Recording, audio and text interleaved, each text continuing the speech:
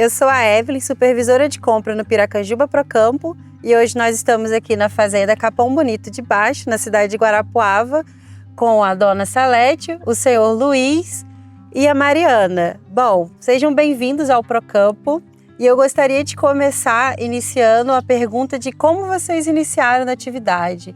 Dona Salete, se puder contar um pouco para nós como foi o início, quanto tempo vocês estão na atividade e principalmente quais foram as mudanças, né, do início da atividade para onde vocês estão hoje. Bom, quando a gente iniciou foi em 2005. Em 2005 a gente adquiriu algumas vaquinhas de leite e aí foi o começo de tudo. Trouxemos de Santa Catarina, viemos, sim, não tinha muito conhecimento de tudo isso, da parte leiteira, né? Sim. Mas foi desenvolvendo, foi indo e crescendo. Depois adquirimos holandesas e sempre aumentando com aquela consciência de aumentar a produtividade. Porque é uma coisa assim que a gente gostava bastante, né? Do leite, das criações. Theo Luz, pode falar aqui pra gente quanto tempo faz que nós estamos? Bem, quando nós viemos para cá, nós viemos mais para ajudar o meu sogro, que tinha vida de gado de corte. A minha sogra daí já lidava também com leite, mas tirando leite de vaca comum, né? Mas era para aproveitamento do leite, porque na verdade era para criar bois para vender, né? Daí ela tirava leite, 4, 5 litros de cada vaca, de vaca comum, não dava muito, e vendia os bois depois, né? E ela fazia queijo. Daí ela foi um bom tempo, e daí nós viemos para cá para ajudar, que eles eram pouca gente também. E daí nós ficamos 3 anos, 4 ajudando, daí nós tivemos nossas filhas, daí elas foram crescendo, e daí não tinha como nós ir para cidade para levar. Um tempo elas ficaram junto com a minha cunhada, que é a irmã da Salete, tia delas. E daí ficaram acho que uns 2 ou 3 anos lá, e minha sogra também resolveu ir para a cidade para ficar com elas, que disse que era melhor ela ir para lá do que eu e a Salete. Ficar separado, no caso, a Salete lá e eu aqui, então ela foi. Daí ficou uns anos lá, daí ela veio a falecer, daí meu sogro ficou morando junto com nós aqui, um bom tempo também, daí ele tinha o gado de corte ainda, daí ele resolveu vender o gado de corte. E nós também tínhamos um pouco de gado de corte junto com ele. Daí depois que nós vendemos, a Salete até falou, vamos lidar com leite agora. Eu gostava mais da lavoura, eu plantava a lavoura. Daí ela disse, vamos lidar com leite. Daí ela disse assim, então vamos. Daí nós resolvemos ir para Santa Catarina, comprar uma Jersey. Fomos lá, compramos 20 novilhas Jersey, perto de criar, já lhe trouxemos para cá, de uns 2 ou 3 meses elas criaram, e nós fomos tirando o leite, daí entregava para uma cooperativa aqui de Guarapuava. Daí passaram mais uns meses, acho que 1 ano, 2, essa cooperativa trouxe uns lotes de holandesa do Uruguai, e nós tivemos a oportunidade de comprar mais umas 10 novilhas holandesa, que veio do Uruguai. Daí já formou umas 30 cabeças, foi aumentando o leite, e dessas 30 cabeças hoje nós tínhamos umas 60 vacas, 65, tirando acho que umas 60, e tem mais umas 40 novilhas por aí, mais 120, 130 cabeças de gado de leite que nós estamos. Começamos, na verdade, acho que tirando uns 300 litros de leite no começo, hoje ainda está com 1.400, tudo a pasto. E inclusive quando nós começamos, daí tirava pasto, nós não dava muita ração, assim, trato, sabe? Daí um dia que eu fui para Guarapuava, numa cooperativa, lá conversei com um rapaz, lá ele era nutricionista de gado, daí ele disse, eu vou ver tuas vacas. Lá eu contei a nossa história, que nós era pasto, não dava muito trato, né? E perguntou quanto que nós estávamos tirando de média de leite. Eu disse, é 13, 14 litros, né? Daí ele resolveu, então vamos lá ver o gado de vocês. Daí ele veio aqui, achou boas vacas. Daí ele disse assim, vamos fazer vamos fazer uma dieta das vacas, vamos fazer uma dieta balanceada. Daí eu falei, mas vai sair caro nessa dieta. Daí eu digo, podemos até fazer, mas desde que nós tenhamos o mesmo lucro do que nós estamos tirando os 3 litros, porque os 3 litros nós tiramos hoje é a baixo custo, né? Não tem tanto custo. Eles não, podem ficar tranquilo que nós fazemos, você vai tirar daí para frente. Daí nós começamos a dieta das vacas, hoje está com 29 litros de média, o gado solto, né?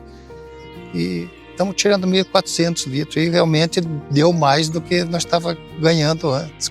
13 litros no caso, né? Com certeza. A vinda de vocês, então, para a fazenda mudou totalmente, né? A especialidade da fazenda, vocês se profissionalizaram na pecuária leiteira, se especializaram.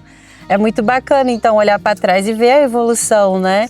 Tanto das vacas, da produção, onde vocês chegaram e o quanto vocês podem, né? Ir mais além, né? E aí eu queria saber, então, como que vocês vê a evolução da fazenda daqui a alguns anos, já passando o bastão para as filhas que querem, né, ser sucessoras, é muito bacana essa parte. E aí, como que vocês veem, né, a fazenda daqui a alguns anos? Eu acho que daqui a alguns anos ela vai crescer sempre mais. Somos mais cautelosos, né, em construir barracões e talvez fechar o gado, deixar nos barracões, mas é uma possibilidade. Mas por enquanto vamos deixar ela solta e vamos deixar para Mariana. Ela vai resolver o que ela vai querer mais tarde, se ela vai querer fechar, se ela vai querer deixar pasto, né, como continua como está, que é também um jeito de ser, né? E você já pensa, Mariana, em alguma coisa? Ainda está cautelosa, há planos, né? Acaba que eu sou também um pouco cautelosa, por causa da criação mesmo, né?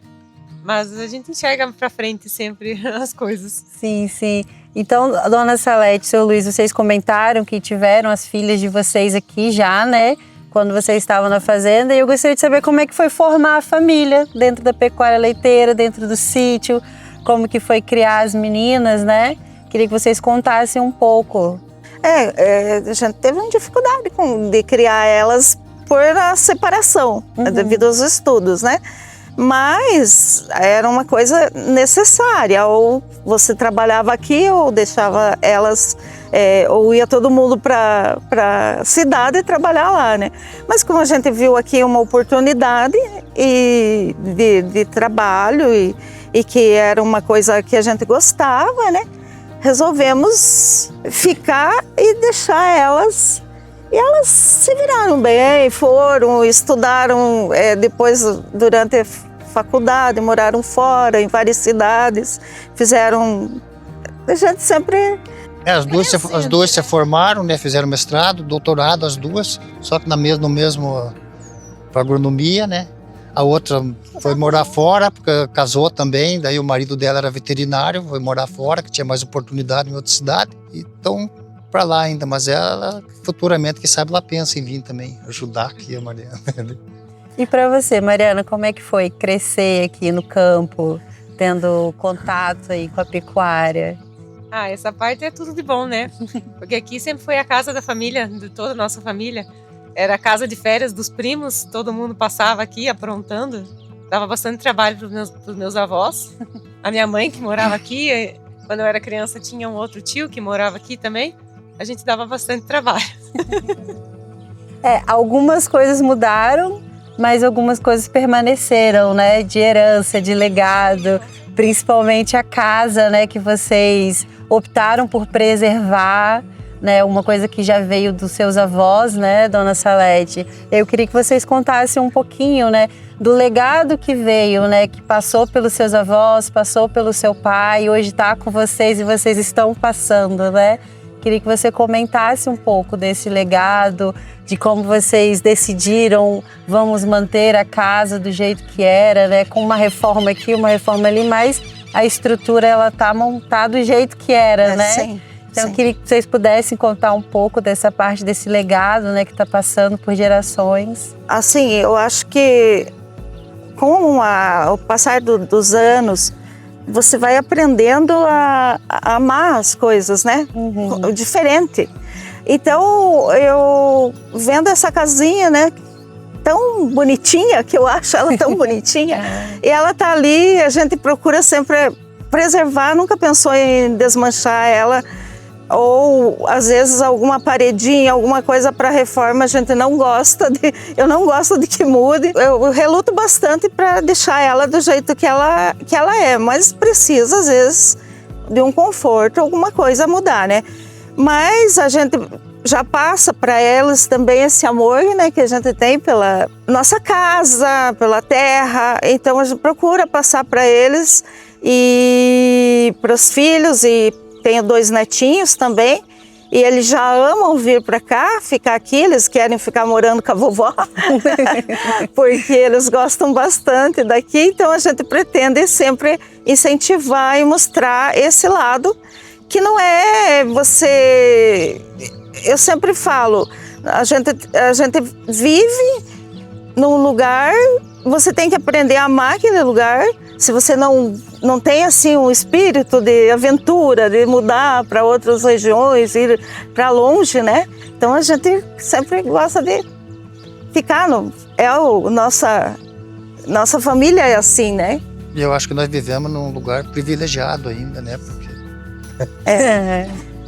É uma calmaria, né? No meio de tantas coisas que acontecem porteira fora, né?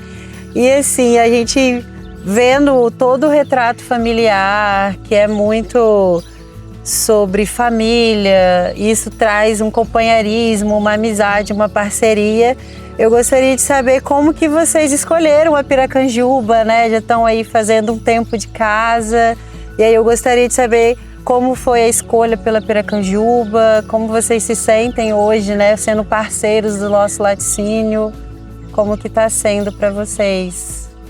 Então, na verdade, foi por todo o conhecimento que a gente tem da empresa, pela dimensão da empresa, e ela estava se expandindo aqui na nossa região, e a gente, com conversas com técnicos, com outros produtores também, a gente decidiu optar por entregar leite para Piracanjuba. Bacana. E assim, para finalizar, eu gostaria que vocês dessem um conselho para os futuros produtores de leite, para as gerações que vão vir, para produtores, né, que começaram e ainda estão, né, no mesmo volume que vocês começaram lá atrás, do mesmo jeito. O que vocês têm hoje a dizer, né, para esses produtores? Assim, essa frase não é minha, mas eu achei bem interessante, que você pode ser um grande produtor numa área pequena. Então, não há necessidade de uma área tão grande, mas se pode transformar numa grande produtividade na área pequena. E tem que ser persistente, né? Porque tem muitas... A gente tem que ter calma, discernimento, decisão, tudo na hora certa, né? Mas é necessário a gente evoluir com o processo, né? A gente vê tantas tecnologias chegando e a gente tem que aderir a isso. Porque senão a gente vai ficando para trás, a gente vai cair fora do sistema. E se a gente seja o mínimo que você investe em tecnificação, em bons cuidados, em bem-estar, o negócio desanda e vai para frente e dá oportunidade para todo mundo. O leite, ele dá trabalho, mas é isso, ele dá oportunidade para todo mundo se você tiver o mínimo de cuidado, assim. Sim, bacana. E o senhor Luiz, é algo a dizer? Não, uma vez nós tínhamos arrendado até uma área aqui para um japonês plantar batatinha, né? Daí ele que falou até nesse caso. Ele diz, para lavoura não é muito grande a área de vocês, mas vocês podem ser um grande produtor de leite, né? Pelo tamanho da propriedade. Dá para tirar muito leite. Então tem muito que aumentar de leite. Mas no meu caso, eu gosto da lavoura, então nós não aumentamos mais, já não estamos maior no leite, porque eu não queria diminuir a lavoura, sabe? Eu queria continuar plantando, daí depois que a Mariana pegar, e daí talvez ela seja uma grande produtora de leite, né? Bacana. E outra coisa, assim, nós vimos que temos o Museu da Família, né, na propriedade. Outra parte, assim, mostrando como vocês valorizam esse legado, a história, né? E a senhora tinha comentado que o seu pai foi um historiador aqui da região. E eu tenho certeza que hoje ele sente muito orgulho de ver vocês contando histórias também, né? Histórias da família, histórias da propriedade, a história leiteira de vocês. Então, gostaria de agradecer mais uma vez por vocês terem aberto as porteiras para o Piracanjuba Procampo, terem contado um pouco da história da fazenda. E a gente agradece mais uma vez. Muito obrigada.